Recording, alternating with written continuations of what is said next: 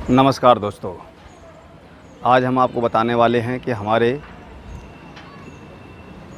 देश और भारत के सीमा विवाद के बीच में हमारे देश के प्रधानमंत्री आखिर क्यों कुछ नहीं कह रहे हैं। ऐसी कौन सी वजह है कि हमारे देश के 56 इंची प्रधानमंत्री आज जब देश को वास्तव इस इंच की ज़रूरत है तो हमारे देश के प्रधानमंत्री कुछ कहने से कतरा रहे हैं। आखिर इसकी ऐसी क्या वजह है? ये हमारे वही प्रधानमंत्री हैं जो हमेशा कहते हैं, पब्लिक के बीच में कहते हैं, मन की बात में कहते हैं कि हमको चीन के सामान को बैन कर देना चाहिए, चीन के आर्थिक स्थिति को कमज़ोर करने के लिए वहाँ के सामान का इस्तेमाल नहीं करना चाहिए। और आखिर वही प्रधानमंत्री दूसरी तरफ से चीनी कंपनी को भारत में कार्य निर्माण के लिए करोड़ों रुपए का काम भी देते हैं। लगभग 42 साल के बाद चीन ने एक बार फिर घाटी पे अपनी आंखें तिरछी की हैं। ये वो घाटी है जिस पर भारत का कब्ज़ा शुरू से रहा है और भारत का इस पर ही कब्ज़ा है और भारत का ही क्षेत्र है। लेकिन दोगलाबाज चीन हमेशा भारत को धोखा देता रहा है। उसकी विस्तारवाद नीति हमेशा दूसरे देशों के लिए घातक रही है। फिर भी आज हमारे देश के प्रधानमंत्री चीन के खिलाफ़ दो शब्द बोलने के लिए तैयार नहीं हैं। आखिर ऐसा क्या है? आखिर हमारे देश ने प्रधानमंत्री को चुना है या मौन मंत्री को चुना है? क्या ये वही बीजेपी सरकार है जो 2014 में कांग्रेस से कहा करती थी कि हमारे देश के सैनिक चीन इतना क्षेत्र कब्जा रहा है, सैनिकों को खुला आदेश दे दो तो हमारे भारतीय सैनिक चीन को सबक सिखा देंगे? अगर आज ऐसा क्या हुआ कि हमारे देश का प्रधानमंत्री भारतीय सैनिकों को के बलिदान शहीद होने पर भी मौन है, चुप्पी साध रखी है, कुछ बोलने के लिए तैयार नहीं है? आखिर ऐसा क्या है जो आज हमारे देश के 56 इंची प्रधानमंत्री, हमारे देश के जो आज रक्षा मंत्री हैं, वो कभी भाजपा के प्रदेश राष्ट्रीय अध्यक्ष हुआ करते थे। उन्होंने भी कहा था, वो वीडियो और वो क्लिप भी हम आपको दिखाएंगे राजनाथ सिंह जी की, जिसमें राजनाथ सिंह चीन के लिए कांग्रेस को सीधे सीधे जिम्मेदार ठहरा रहे हैं। आप अंत तक वीडियो देखिएगा। आज हम उन कुछ बारीकियों पर नज़र डालेंगे जहां पर भारत और चीन के सीमा विवाद के लिए मुख्य है और दूसरी ओर इस चीन पर हमारे देश के समाजवादियों ने शुरू से ही अपना मोर्चा खोल रखा है। उन्होंने चीन पर शुरू से ही कहा है कि चीन एक दोगलेबाज देश है।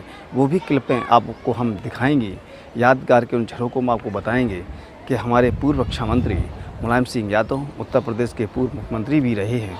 उन्होंने एक बार जब चीन के सैनिकों ने हमारे भारत में 5 किलोमीटर कब्जा किया था, जब वो रक्षा मंत्री थे, तो उन्होंने चीन के अंदर 15 किलोमीटर के आसपास तक अपनी सेना, भारतीय सेना को भेज दिया था। चीन वहाँ से बैकफुट हो गया था। उसके पहले चीन के खिलाफ़ सबसे पहले राम मनोहर लोहिया जी ने कहा था कि चीन पर कितना भी भरोसा करो, वो एक दोगला देश है, वो कभी अपना ना हुआ है और ना होगा। लेकिन ये मोदी सरकार कुछ कहने से, कुछ बोलने से पीछे हट रही है। वो कुछ नहीं बोल रही है, कुछ नहीं कह रही है। आखिर ऐसी क्या वजह है? हम आपको इस खबर में कुछ बताने का प्रयास करेंगे। आज हमारे देश के लगभग 20 सैनिकों के शहीद होने की खबर आ रही है और हमारे देश के प्रधानमंत्री तो शब्द बोलने में भी किस सोच की विषय पर पड़े हुए हैं, अभी तक समझ के बाहर है। पूरा देश चीन से के साथ, भारतीय सेना के साथ खड़ा है। विपक्ष भी खुलेआम मोदी जी से कह रहा है कि देश के लिए हम आपके साथ खड़े हैं। लेकिन सबसे पहले हमारे देश के पीएम अवगत कराएं कि भारत के चीन ने हमारे भारतीय सीमा पर कितना कब्जा किया हुआ है। देश जानना चाहता है, लेकिन भारतीय जनता पार्टी के सभी नेताओं ने अपने मुंह पर ताला लगा रखा है। दूसरी तरफ नेपाल, जो हमारे देश का अभिन्न मित्र था, जो हमारे देश की कई पौराणिक कथाओं से लेकर आम जीवन तक नेपाल एक अच्छा मित्र रहा है, आज उसने भी भारत को आंखें दिखाने का काम किया है। कहीं ना कहीं हमारे देश के प्रधानमंत्री जी केवल भाषणों के माध्यम से अच्छे वचन तो देना जानते हैं, लेकिन उन्होंने देश के लिए कोई अच्छा काम शायद नहीं किया है। उनकी विदेश नीति भी फेल हो गई है। मुलायम से लेकर राम मनोहर लोहिया तक कई भारतीय राजनेता बता चुके हैं चीन को दुश्मन नंबर 1। ऐसा माना जाता है कि चीन ने 1962 में जब तिब्बत पर कब्जा किया जाता, तभी से ही भारत के लिए खतरा बना हुआ था। ये मुद्दा राम मनोहर लोहिया ने सबसे पहले उठाया था। चीनी खतरा भारत के लिए नया नहीं है। ये खतरा दशकों पुराना है कि कई भारतीय राजनेता चीनी खतरे के बारे में भारत को आगाह भी कर चुके हैं। करीब 2 दशक पहले मई 1998 में तत्काल एनडीए सरकार के रक्षा मंत्री की हैसियत से समाजवादी पार्टी के नेता जॉर्ज फर्नांडीज ने चीन को भारत का दुश्मन नंबर 1 करार दिया था।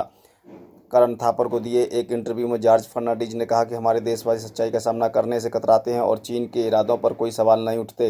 जिस तरह चीन पाकिस्तान को मिसाइलें दे रहा है, म्यांमार के सैनिक शासन को सैनिक मदद दे रहा है और भारत को ज़मीनी व समुद्र के जरिए घेरने की कोशिश कर रहा है, उससे तो यही लगता है कि वो तो हमारे सबसे बड़ा दुश्मन नंबर 1 है। जॉर्ज का यह बयान कई लोगों को रास नहीं आया था। उसके कई साथी मंत्रियों को उसके इस बयान का विरोध किया था। उस समय भी कांग्रेस विपक्ष में थी, उसे भी जॉर्ज का यह बयान नागवार गुजरा था। चीनी मुद्दे पर मुलायम सिंह ने की थी सरकार की आलोचना। जॉर्ज फर्नांडीज की तरह पूर्व रक्षा मंत्री मुलायम सिंह यादव ने चीन को भारत के लिए पाकिस्तान से बड़ा दुश्मन बता चुके हैं। साल 2017 में डोकलाम विवाद के बाद लोकसभा में मुलायम सिंह यादव ने दो टूक कहा था कि भारत का सबसे बड़ा मुद्दा पाकिस्तान नहीं चीन है। उन्होंने पूर्व सरकार की आलोचना करते हुए ये भी कहा था कि तिब्बत को सौंपना भारत की बड़ी भूल थी। मुलायम सिंह इससे पहले भी चीन को लेकर कई बार भारत को आगाह कर चुके हैं। 2013 में यूपीए सरकार को बाहर से समर्थन दे रहे मुलायम सिंह ने आरोप लगाया था कि चीन की घुसपैठ करने पर भी सरकार कुछ नहीं कर रही है। बीजेपी सांसद ने बताया चीन को भारत दुश्मन नंबर 1। बीजेपी सांसद राकेश सिन्हा ने जम्मू कश्मीर से अनुच्छेद 370 के प्रावधानों को खत्म करने के बाद चीन की ओर से आई प्रतिक्रिया को खारिज कर दिया था और चीन को भारत का दुश्मन नंबर 1 बताया था। 2019 अगस्त में सिन्हा ने बीसीसी को दिए इंटरव्यू में कहा था कि चीन अरुणाचल प्रदेश पर भी दावा कर रहा है, सिक्किम पर भी दावा कर रहा है। अगर चीन के विस्तारवाद को हम मानेंगे तो भारत के कई हिस्सों को सुपुर्द कर देना पड़ेगा। राम मनोहर लोहिया ने उठाया था सबसे पहले चीनी मुद्दा। ऐसा माना जाता है कि चीन ने 1962 में जब तिब्बत पर कब्जा किया था, तभी से ही भारत के लिए खतरा बना हुआ है। ये मुद्दा डॉक्टर राम मनोहर लोहिया ने सबसे पहले उठाया था। तिब्बत जब तक आज़ाद देश था तब तक चीन और भारत के बीच कोई विवाद नहीं था, क्योंकि तब भारतीय सीमाएं सिर्फ तिब्बत से मिलती थीं। देश को सबसे पहले इस खतरे की चेतावनी डॉक्टर राम मनोहर लोहिया ने दी थी। डॉक्टर राम मनोहर लोहिया जमाने से ही समाजवादी ये मानते हैं कि चीन भारत का बड़ा दुश्मन है, क्योंकि 1962 से पहले चीन ने भारत की ज़मीन पर कब्जा किया, फिर तिब्बत पर कब्जा किया, इसलिए चीन भारतीय सीमाओं के लिए खतरा है। 1967 के बाद भारत और चीन के बीच साल 1967 में नाथुला में झड़प के बाद 15/16 जून की रात सबसे बड़ा टकराव हुआ। पूर्वी लद्दाख में सोमवार रात गलवान घाटी में चीनी सैनिकों के साथ हिंसक झड़प में भारतीय सेना के कर्नल सहित 20 सैनिक शहीद हो गए। पिछले 5 दशक से भी ज़्यादा समय में सबसे बड़े सैन्य टकराव कार्ड क्षेत्र की सीमा पर पहले से जारी गतिरोध और भड़क गया। Line of actual control LAC पर धोखे से भारतीय जवानों पर हमला करने के बाद चीन अब बातचीत से मामला का हल निकालने की अपील कर रहा है। चीन एक अखबार के मुताबिक चीन के एक सैन्य प्रवक्ता ने कहा कि भारतीय पक्ष को अपने सीमावर्ती सैनिकों को सख्ती से रोकना चाहिए और बातचीत और वार्ता के सही रास्ते पर लौटना चाहिए। चीन सेना और भारतीय सैनिकों के बीच सोमवार रात हुई हिंसक झड़प पर पीपुल्स लिबरेशन आर्मी PLA के वेस्टर्न थिएटर कमांड के प्रवक्ता झांग शुइली ने भारत पर ही कई आरोप लगाए। झांग शुइली ने कहा कि भारतीय सेना के जवानों ने LAC पर अवैध गतिविधियों की और जानबूझकर भड़काऊ हमलों की शुरुआत की। बयान PLA दिल्ली के आधिकारिक BO अकाउंट पर जारी किया गया। इस बयान में कहा गया कि भारतीय सैनिकों ने अपने वादों का उल्लंघन किया था और एक बार फिर से अवैध गतिविधियों के लिए LAC को पार किया, जानबूझकर उकसाया और चीनी सेनाओं पर हमला किया। दोनों पक्षों के बीच हिंसक झड़प हुई, जिसमें कई लोग हताहत हुए। PLA ने अपने बयान में कहा कि हम मांग करते हैं कि भारतीय पक्ष अपने सीमावर्ती सैनिकों को सख्ती से रोके, सभी उल्लंघन और उकसावे वाली कार्रवाइयों को तुरंत रोके और मतभेदों को सुलझाने के लिए बातचीत और वार्ता के सही ट्रैक पर लौटने के लिए चीन के साथ मिलकर काम करें। गौरतलब है कि लद्दाख में LAC करीब 1.5 महीने से सुलग रही थी। सोमवार देर रात दोनों देशों के सैनिकों के बीच हिंसक झड़प हुई। झड़प के दौरान दोनों तरफ से गोली नहीं चली, लेकिन चीनी फौजियों ने गलवान घाटी में धोखे से 20 भारतीय जवानों की जान ले ली।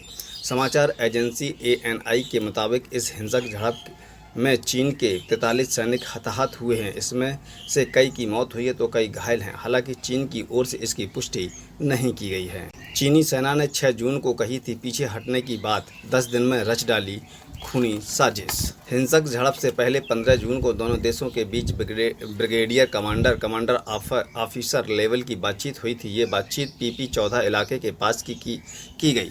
इसमें गलवान घाटी में सैनिकों को वापस भेजना और फिर अप्रैल से पहले जैसी सामान्य स्थिति कायम करने को लेकर चर्चा हुई थी। लेकिन धोखेबाज चीन ने फिर एक बार धोखा दिया। लद्दाख में line of actual control LAC पर हिंसक झड़प के बाद चीन का चरित्र एक बार फिर खुलकर सामने आ गया। बॉर्डर पर 1.5 महीने पहले से चल रहे विवाद को शांति से निपटाने के लिए 6 जून को हुई सीनियर कमांडरों की बैठक में चीनी सेना ने पीछे हटने की बात कही थी। लेकिन महज 10 दिन में चीन ने धोखे से खूनी साजिश रच डाली। इस साजिश में दोनों तरफ से गोली तो नहीं चली, लेकिन चीनी फौजियों ने लाठी पत्थरों से हमला कर गलवान में 20 भारतीय जवानों की जान ले ली। हालांकि चीन को भारत के मुकाबले कहीं ज़्यादा नुकसान हुआ है। समाचार एजेंसी ANI के मुताबिक भारतीय फौज के पलटवार में चीन के 43 जवान हताहत हुए हैं। चीन के मेजर जनरल लियू लिन से हुई बातचीत। 6 जून को लेफ्टिनेंट जनरल हरिंदर सिंह के नेतृत्व में भारतीय सेना ने चीन के मेजर जनरल लुई लिन से मोल्डो में बातचीत की। सीनियर कमांडरों की अच्छी बैठक हुई। इसके बाद ग्राउंड कमांडरों के बीच कई बैठकें हुईं। 11 जून की चीनी विदेश मंत्रालय की ओर से बयान में भी आया था कि दोनों देश इस मामले को आपस में बिल्कुल सही तरीके से निपटा रहे हैं। वही हिंसक झड़प से पहले 15 जून को दोनों देशों के बीच ब्रिगेडियर कमांडर ऑफिसर लेवल की बातचीत हुई। ये बातचीत PP-14 इलाके के पास की गई। इसमें गलवान घाटी में सैनिकों को वापस भेजने और फिर अप्रैल से पहले जैसी सामान्य स्थिति कायम करने को लेकर चर्चा हुई थी। घटना वाली रात यानी सोमवार को कर्नल संतोष बाबू चीनी खेमे में बातचीत करने गए थे। दोनों पक्षों के बीच हटने की बात तय थी, लेकिन चीनी फौज समझौते पर अमल नहीं कर रही थी। कर्नल संतोष बाबू की बातचीत के दौरान चीनी सैनिक उग्र हो गए। चीनी फौज ने भारतीय टीम पर राड पत्थरों से हमला कर दिया। मौके पर चीनी फौजियों की तादाद भारतीय जवानों से 3 गुना थी। झड़प शुरू होने के बाद भारतीय सैनिकों की दूसरी टीम मौके पर पहुंची। हालांकि इस झड़प में भारत ने अपने 20 सैनिक खो दिए।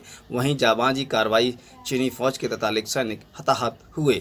इधर हिंसक झड़प के बाद भारतीय विदेश मंत्रालय ने अपने बयान में कहा कि हमें उम्मीद थी कि सब कुछ अच्छे से होगा। चीनी पक्ष गलवान वैली में LAC का सम्मान करते हुए पीछे चला गया, लेकिन चीन द्वारा स्थिति बदलने की एक तरफा कोशिश करने पर 15 जून को हिंसक झड़प हो गई। इससे बचा जा सकता था। झड़प के बाद दिल्ली में रक्षा मंत्री राजनाथ सिंह ने पूर्वी लद्दाख में मौजूदा हालात की समीक्षा के लिए CDS बिपिन रावत और तीनों सेनाओं के प्रमुखों के साथ बैठक की। इस बैठक के बाद PM आवास पर भी एक उच्च स्तरीय बैठक हुई, जिसमें गृह मंत्री अमित शाह और विदेश मंत्री S जयशंकर के साथ PM ने हालात पर चर्चा की। बता दें कि चीन के इस बर्ताव पर संयुक्त राष्ट्र संघ के प्रमुख एंटोनी गुटेरेस ने चिंता जताई है। UN चीफ ने दोनों ही देशों से अधिकतम संयम बरतने की अपील की है। लद्दाख LAC के पास 5 मई की झड़प से 14 दिन पहले ही चीन ने शुरू की थी साजिश। सीमा पर हरकतों से खुलासा। लद्दाख में line of actual control LAC के पास चीन और भारत और चीन के बीच पिछले 1 महीने से तनावपूर्ण स्थिति बनी हुई है। तनावों को कम करने के लिए दोनों देशों की ओर से बातचीत की प्रक्रिया जारी है। इस बीच सूत्रों से मिली जानकारी के मुताबिक लद्दाख के पैंगोंग त्सो में चीन की असामान्य गतिविधियों को पहली बार अप्रैल के मध्य में देखा गया। लद्दाख में भारत के सड़क निर्माण की प्रक्रिया चीन की तुरंत नहीं की थी, बल्कि इसकी तैयारी वह मध्य अप्रैल से ही कर रहा था। यानी 5 मई को हुई झड़प को करीब 14 दिन पहले पैंगोंग त्सो में दोनों देशों के सैनिकों के बीच झड़प 5 मई को हुई थी। 1 मई से चीन सैनिकों ने मूवमेंट शुरू कर दिया था। जिन क्षेत्रों को संवेदनशील माना जा रहा है वो लद्दाख का पैंगोंग त्सो और गलवान घाटी क्षेत्र के 3 अन्य स्पॉट शामिल हैं। गलवान घाटी में ही दोनों देशों की सेनाओं के बीच तनाव की स्थिति है। मैं नाकुला भी LAC के तनाव वाले क्षेत्रों में से है। यहाँ पिछले महीने दोनों देशों की सीमाएं आमने सामने आ गई थी। इसके अलावा लिप लेक में भारत के सड़क निर्माण का नेपाल ने विरोध किया। अब इस क्षेत्र को संवेदनशील माने जाने लगा है। चीन ने इस क्षेत्र में भी सैनिकों की तैनाती बढ़ा दी है और भारत के सड़क निर्माण का विरोध किया है। बता दें कि मई की शुरुआत में ही भारत और चीन की सेना लद्दाख इलाके में तैनात है। लद्दाख के पास पहले दोनों देशों के सैनिक आपस में भिड़े। इसके बाद चीन ने सैनिकों की संख्या बढ़ा दी और निर्माण तेज कर दिया। बता दें कि सर्दी के बाद से कोरोना संकट शुरू हुआ और इस वजह से लद्दाख में सड़क निर्माण रुक गया, लेकिन अब भारत ने इस निर्माण को फिर शुरू किया और इसे तेजी से बढ़ाया जा रहा है।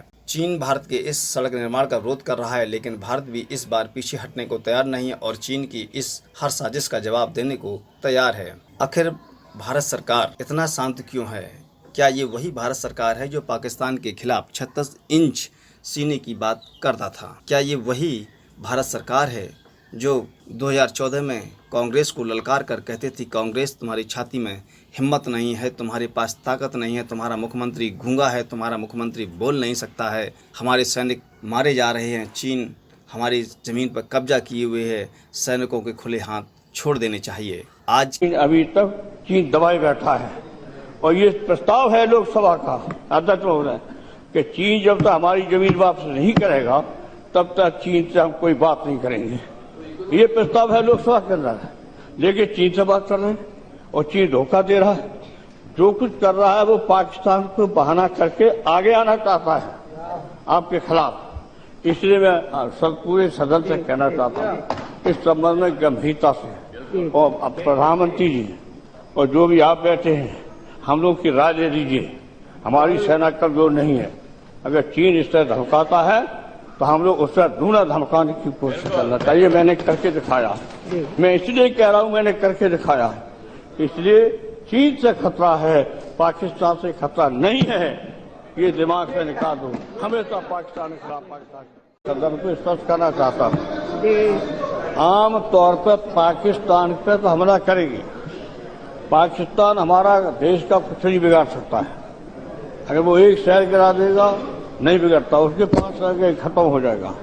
असली खतरा में लगातार 1400 साहब के सामने बोल रहे कि चीन घात लगाए बैठा है हिंदुस्तान में।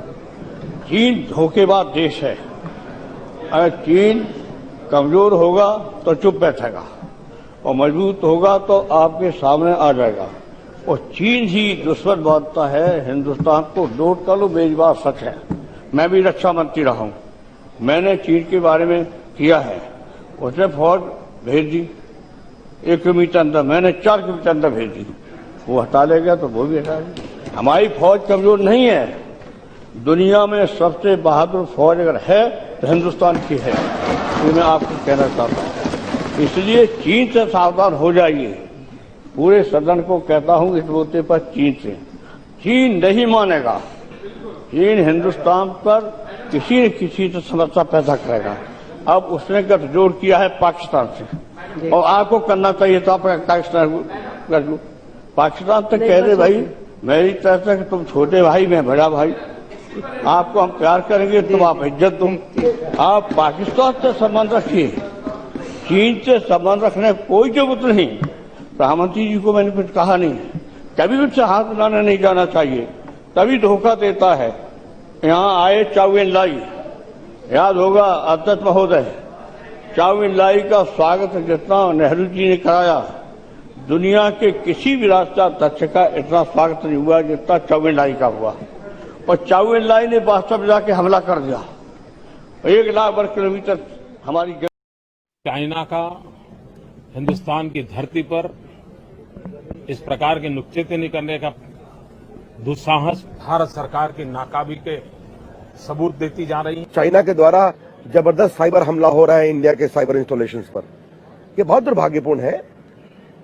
भारत सरकार भारत की सुरक्षा के बारे में गंभीर दिखनी चाहिए और हमें इस बात की बहुत चिंता है कि जिस तरह से चीन का हस्तक्षेप, अतिक्रमण भारत की सीमा में एक वीकली अफेयर बन गया है, इसको लेकर बहुत ही गंभीर चिंता होती है। मैं इसकी भर्त्सना करना चाहता हूं। चाइना ने हमारी सीमा पर आकर के अड़ंगा लगाया, सारी दुनिया ने देखा। गूगल मैप पर सारे नागरिक देख पा रहे थे चाइना की मूवमेंट कैसी है, चाइना किस तरह हमारी धरती पर आ रहा है। चाइना के साथ उनकी इन जो हरकतों के खिलाफ आवाज उठानी चाहिए थी, लाल आंख कर करके चाइना को समझाना चाहिए था। चाइना भारत के अंदर उसकी मिलिट्री ट्रूप्स आती है, 90 किलोमीटर तक भारत की सीमा में प्रवेश करती है। फिर भी हमारे सिस्टर चाइना विजिट के लिए बिल्कुल व्याकुल होते हैं। चाइना के साथ क्या डील हुई है इसकी जानकारी देशवासियों को नहीं। चाइना भारत को चारों तरफ से इंसल्टिंग कर रहा है। उससे बड़ा डिप्लोमेटिक फ्रंट डिप्लोमेटिक फ्रंट पर किसी गवर्नमेंट का ले लो, और दूसरा क्या हो सकता है? डूब मरो मेरे देश की सरकार चलाने वालों, डूब मरो। आपको शर्म आनी चाहिए। चीन के मुद्दे पर जिस तरह से इस सरकार ने ढुलमुल, कमजोर, कंट्राडिक्टरी और कंफ्यूजिंग रवैया अपनाया, उसका नतीजा हुआ कि लगातार चीन हमारे सीमाओं के अंदर घुस करके और हमको चुनौती दे रहा है। सरकार में मजबूत राष्ट्रवादी राजनीतिक इच्छा शक्ति की कमी है। चीन ने लद्दाख के क्षेत्र में जो कब्जा कर लिया है भारत के क्षेत्र में, ये घुसपैठ और कब्जा एक बहुत ही बेहद गंभीर। ये वीडियो उस समय का है जब हमारे देश के रक्षा मंत्री भाजपा के एक प्रमुख राष्ट्रीय अध्यक्ष हुआ करते थे। उस समय इन्होंने कांग्रेस को ललकारा था और कहा था कि कांग्रेस, अगर तुम्हारी छातियों में दम नहीं है तो हमारी सेना के खुले हाथ छोड़ दो। आज ये देश जानना चाहता है कि अगर आज आप रक्षा मंत्री हैं, भाजपा आज सरकार में है, मोदी आपके 56 इंची हैं, तो क्या आज आप लोगों के सीने में दम निकल चुका है? क्या आप अपनी सेना के खुले हाथ छोड़ दीजिए, सेना खुद ही निपट लेगी। लेकिन देश के इन वीर जवानों को शहीद मत होने दीजिए।